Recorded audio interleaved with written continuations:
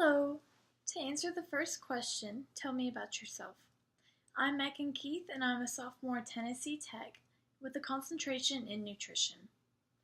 I have been interested in nutrition from the time I was a little girl. Granted, I also enjoyed things like marine biology and being a mermaid, but um, I loved food and I loved eating it and I loved cooking it with my mom. All the time growing up, I had interests including reading and literature, but nutrition really stuck for me. When I got to high school and I really began cooking for myself and making dishes, looking at recipes, and studying nutrition for myself, I realized that this is something that not only do I want to learn, but I would love to be doing it for the rest of my life. I also work at Dunkin' Donuts. I've been there for nearly 2 years starting this coming January, and I'm a shift leader. When I'm at work, what I do is I run the cash register, I cook food, I make coffee drinks for people, and of course, if something arises, I take care of the situation.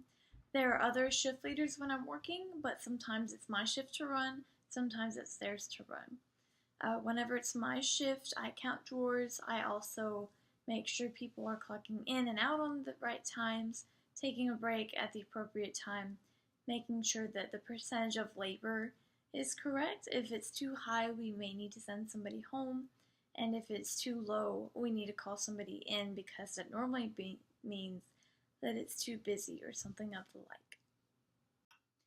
Once I graduate Tennessee Tech with my degree in nutrition, I will then apply for a master's degree program, probably somewhere in Tennessee, that also has an internship that is necessary to become a registered dietitian.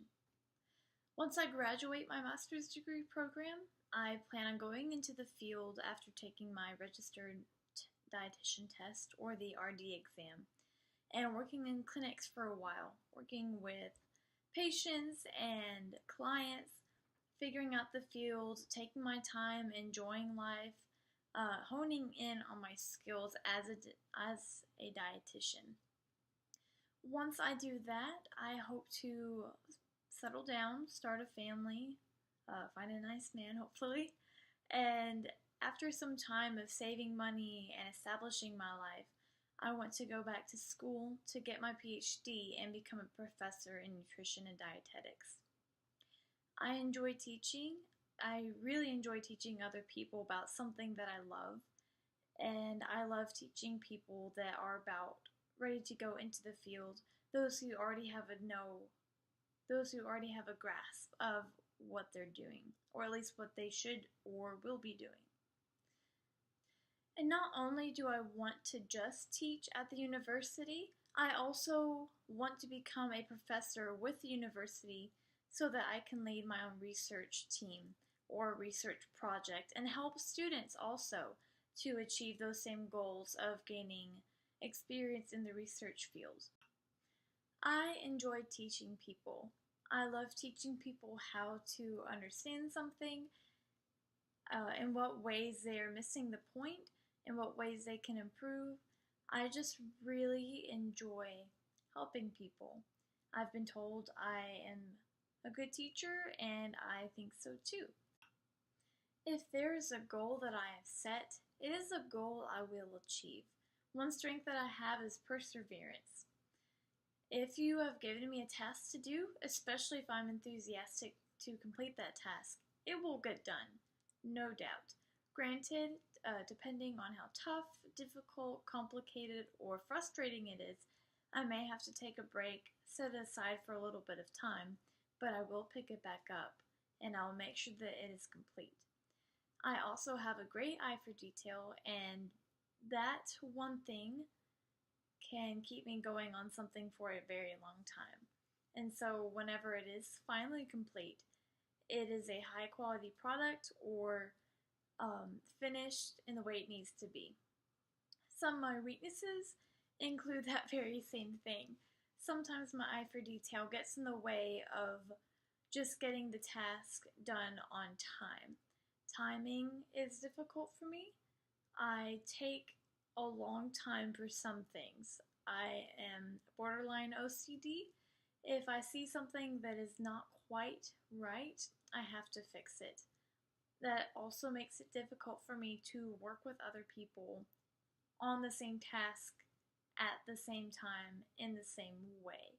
And so if I see them working on a part of the assignment in a way that I don't see it as wrong, but I don't think it's fully, I don't think it's the way it needs to be either, I will work on that. I'll ask them if I can help them, or I'll just go back to it later and make the changes that I see fit.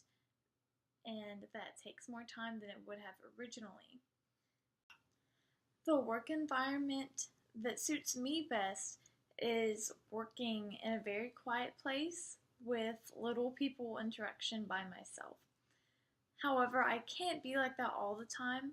I do need some other people to talk to occasionally, or work with even. So my best environment is to work by myself on detailed things like a report, a paper, case studies by myself in my own space. I don't even really work well with music on.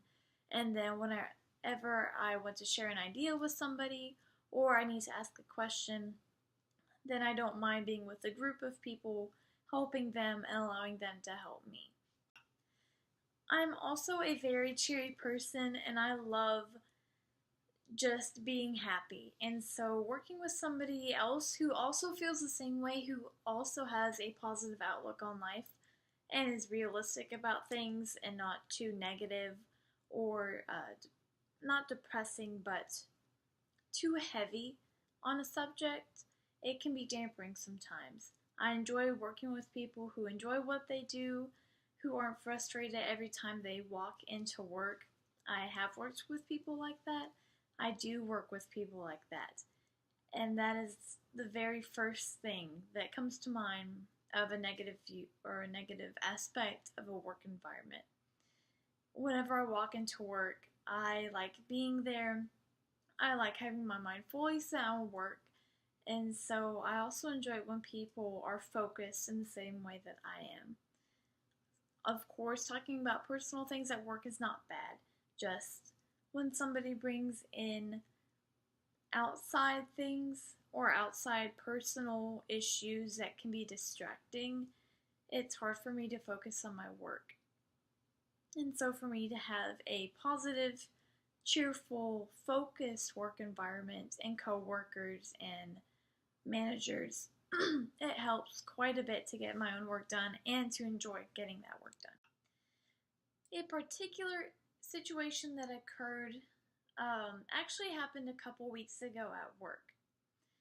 So we have a regular who comes into work and he orders coffee for himself most of the time, though occasionally he gets a bulk order to go for some event that he attends outside of town. He called the store one day, I answered the phone, and he asked for a manager, and since I was the only shift leader at that time, our manager was out of the store, I told him he could talk to me. So the situation is that he had ordered that bulk bagel, or the bulk order of bagels, 3 times. Each time he asked for a specific kind of cream cheeses to go with each order, and during none of them had he gotten his correct order. Each time he had gotten plain cream cheese, and that is not what he had asked for. What had happened was when the cashier up front was bringing in his order, there's a button for the plain cream cheese, and then you have to go back and add the specific ones later, which is fine to do.